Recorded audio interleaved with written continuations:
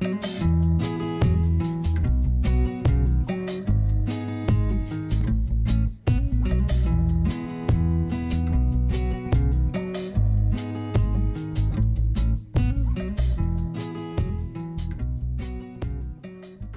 pessoal, nós vamos falar aqui sobre Romanos 7, que é a libertação que Deus nos deu da lei.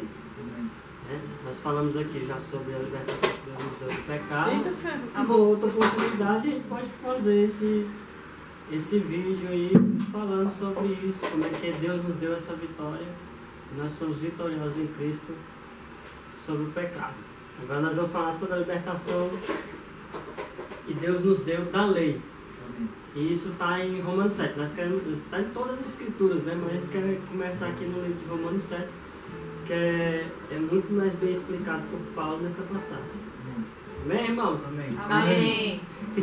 E amém. Começamos o texto. Romanos capítulo 7, versículo 1. Caros irmãos, falo convosco como conhecedores da lei. Acaso não sabeis que a lei tem autoridade sobre uma pessoa apenas enquanto ela vive?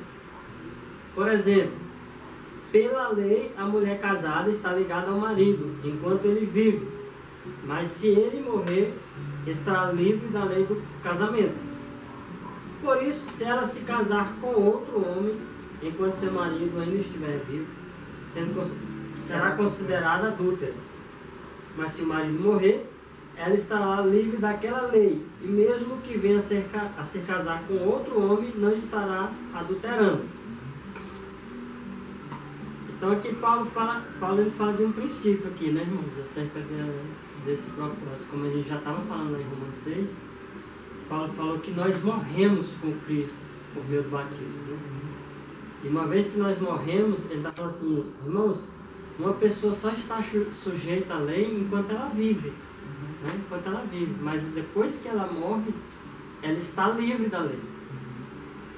E a ideia é exatamente essa que o Senhor falou.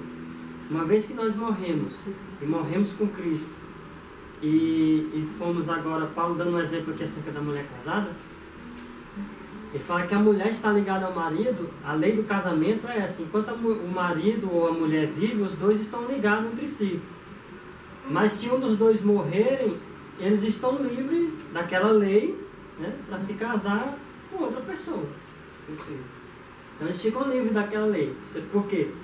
Uma das pessoas morreu e ficou livre a lei, né? Aí falou assim, só que o problema aqui é o seguinte, veja bem, a lei não morreu, né? Tipo assim, o marido não morreu.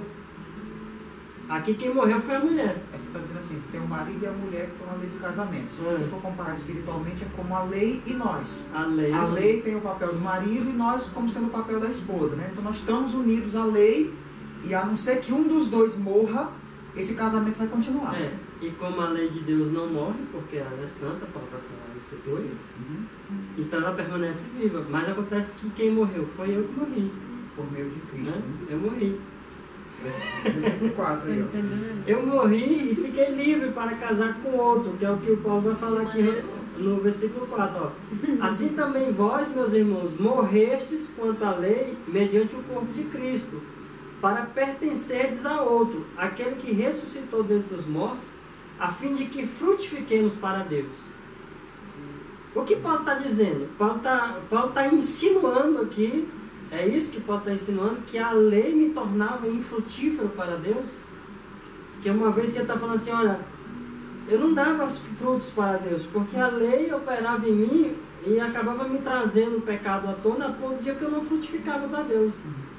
Aí Paulo fala assim também nós, irmãos, morrestes contra a lei mediante o corpo de Cristo, para pertencer aquele que ressuscitou, a fim de que frutifiquemos para Deus. Ou seja, a gente pode dar fruto agora para Deus, porque agora nós não estamos mais ligados à lei ou pertencendo a ela, mas porque agora somos de Cristo, agora pertencemos a Ele, morremos para a lei e pertencemos agora a Cristo.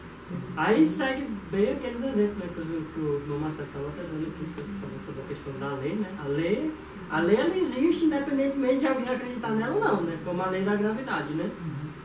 O cara joga um objeto ali, mesmo que ele faça assim, eu acredito que esse objeto não vai cair, mas o objeto cai do mesmo jeito, porque tem uma lei que que ordena aquilo e acabou.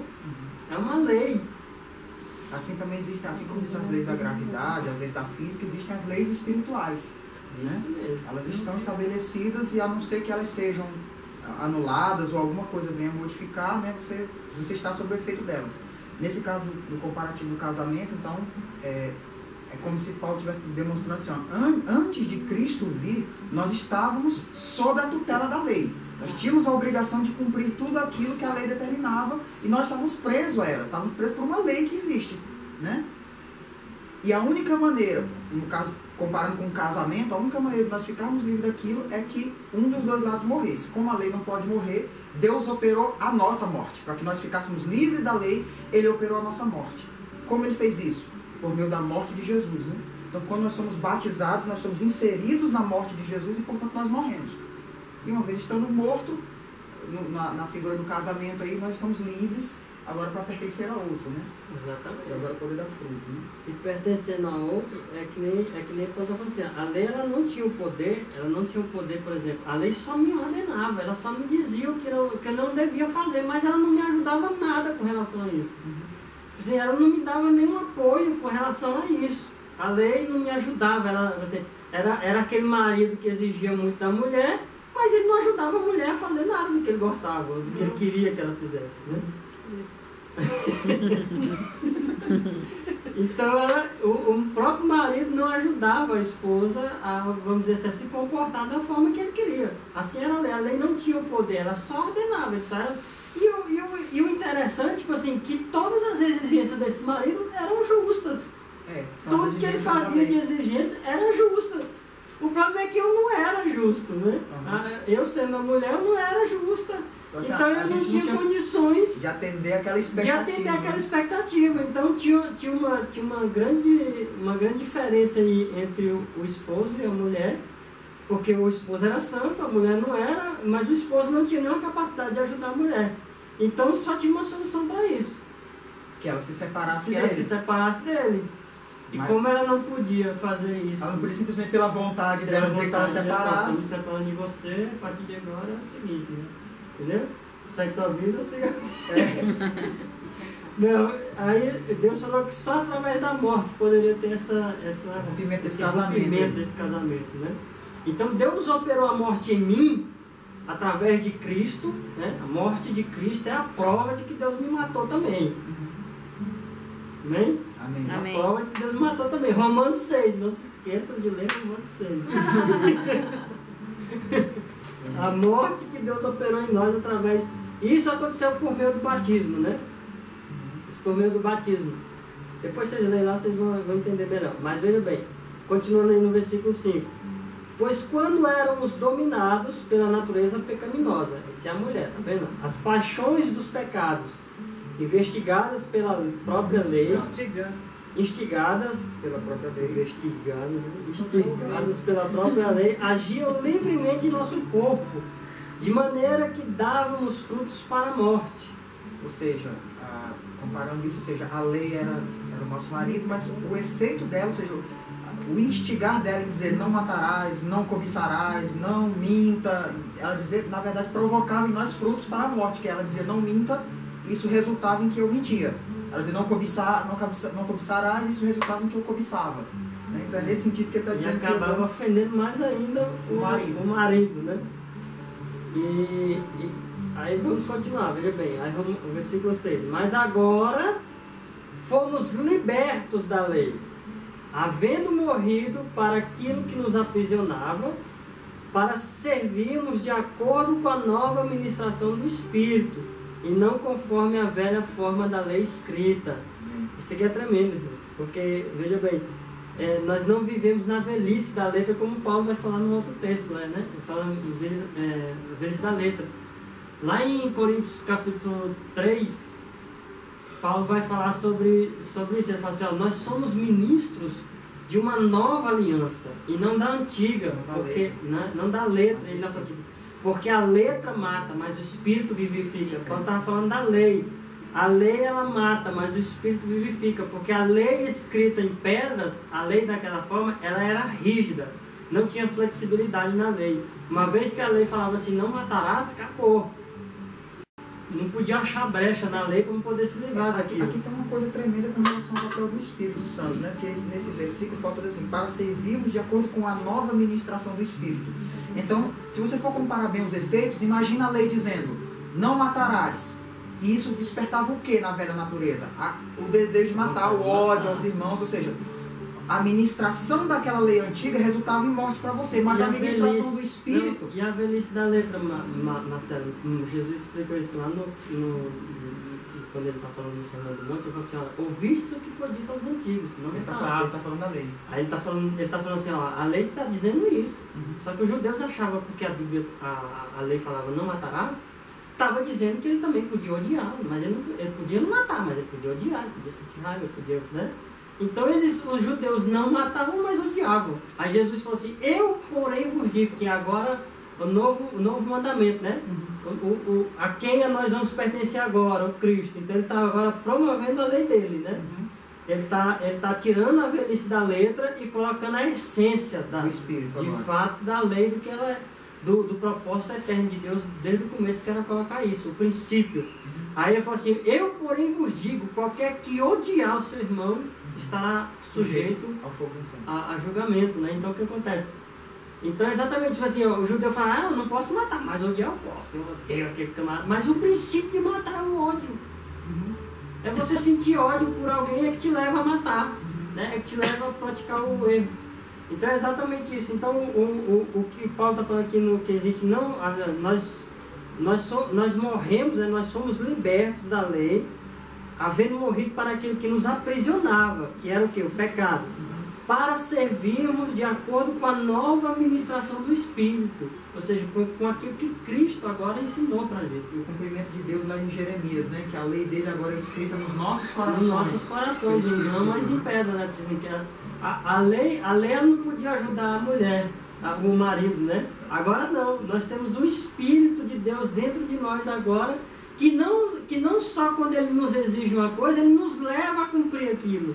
Ele não faz mais essa exigência absurda, você tem que fazer isso e te larga para lá, não. Agora não, ele está operando em você a lei de Deus, de forma que ele exige e ele te leva ao cumprimento dessa vontade dele, que é o que Paulo falou. Paulo falou aos Filipenses, né, falou assim, aquele que começou em vós a boa obra, há de terminar até o dia de Cristo. E outro texto ele também fala assim, porque ele coloca nós tanto o querer quanto o efetuar, né? Ele é quem realiza em vós. Ele é quem realiza em vós, tanto o querer quanto o efetuar, segundo a sua boa vontade. Então agora eu não tenho mais um marido exigente que me exigia, mas não me ajudava nada para que embora fosse justo. Assim, a exigência continua. Nós ainda precisamos ser santos, nós ainda precisamos amar os nossos irmãos. A exigência ainda continua existindo. Né? A exigência continua existindo, mas agora o marido é outro.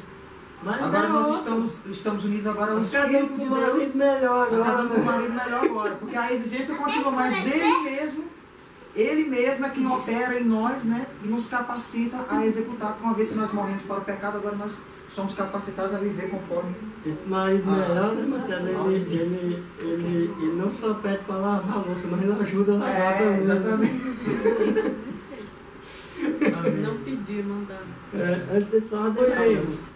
A lei é pecado? De forma alguma. De fato, eu não teria como saber o que é pecado, a não ser por intermédio da lei. Porquanto, na realidade, eu não haveria conhecido a cobiça se primeiro a lei não tivesse dito, né? Não cobiçarás.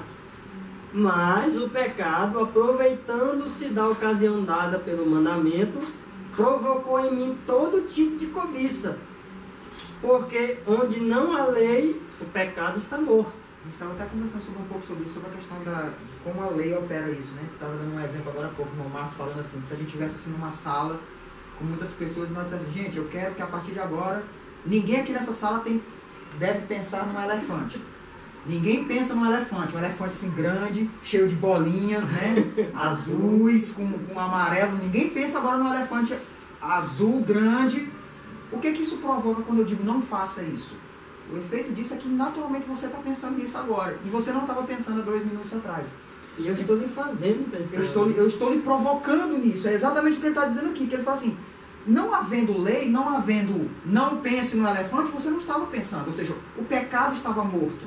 Ele existia, mas ele estava morto. Mas quando a lei veio e disse, não cobiçarás, ele atiçou em você o desejo da cobiça. Né? Não que a cobiça não existisse, mas ela estava lá, mas estava amortecida. Aí Deus deu a lei, como diz a própria Bíblia, para poder avivar o pecado, né? Para poder abundar o pecado. Romanos, né? Para que onde abundasse o pecado, superabundasse a graça de Deus. Veja bem que Deus tem todos os seus planos. O homem pecou, o pecado é mau, só que Deus precisava mostrar para o homem que o pecado é maligno. O pecado é maligno e ele precisa... E o problema do homem seria então o pecado. Porque o pecado fazia a separação entre Deus e o homem. Então Deus envia a lei para poder trazer todo tipo de pecado à tona. Não mata e o nego está matando. Não rouba e o nego está roubando. Não cobiça e o nego está cobiçando. Não minta e o nego está mentindo. E Deus está falando, ó, tanto que isso é ruim, porque minha lei, né, fala que você não faz, você está fazendo. Aí Deus desperta todo tipo de pecado, dando uma lei agora para poder aflorar o pecado mesmo, para poder mostrar o tanto que o pecado é maligno. E está aí as consequências do pecado aí, está espalhada pelo mundo e qualquer um é capaz de ver. Então, aí acho que fica muito claro, porque às vezes a gente fala assim, não, Deus deu a lei para que aflorasse o pecado, entendi. Então é Deus quem está provocando o pecado. Não. Deus deu a lei para mostrar que o pecado é maligno. Isso. Não é a lei que te faz pecar. A lei te dá o conhecimento e o pecado, pode dizer aqui. Mas o pecado tomou a ocasião do mandamento e me matou. Porque como a lei só me ordenava, não me ajudava em nada, então o pecado tomou a ocasião por isso. É exatamente isso. A lei, mais na frente Paulo vai falar que a lei estava enfraquecida pela carne. Mas veja bem, versículo 8. Versículo 9. Mas eu vivia sem a lei. Mas quando veio... antes eu vivia sem a lei. Mas quando veio o mandamento, o pecado reviveu e eu fui ferido de morte. E descobri que o mandamento que era para a vida, transformou-se em morte para mim. Porque o pecado, valendo-se do mandamento, iludiu-me e por meio dele me matou. De maneira que a lei é santa e o mandamento santo, justo e bom. Portanto, isso significa o quê? Que o que era bom tornou-se morte para mim? De forma alguma. Mas o pecado, para que se revelasse como pecado, produziu em mim a morte, por intermédio do que era bom, a fim de que por meio do mandamento o pecado se demonstrasse extremamente maligno. Porquanto é do nosso pleno conhecimento de que a lei é espiritual. Eu, entretanto, sou limitado pela carne, pois fui vendido como escravo ao pecado. Ou seja, eram de naturezas diferentes, né? Assim, a lei e o pecador. A lei sendo de natureza espiritual, o pecador carnal, eles eram incompatíveis entre si, eles não podiam se corresponder entre si, né? Aí, pois não compreendo o meu próprio modo de agir. Porquanto que quero, isso não pratico. Entretanto, que detesto, isso me entrego a fazer. Ora, e se faço o que não desejo, tenho que admitir que a lei é boa. Nesse sentido, não sou mais eu quem determina o meu agir, mas sim o pecado que habita em mim. Porque sei que na minha pessoa, isto é, na minha carne, não reside bem algum. Porquanto desejar o bem está presente em meu coração, contudo não consigo realizá-lo. Pois o que pratico não é o bem que eu almejo, mas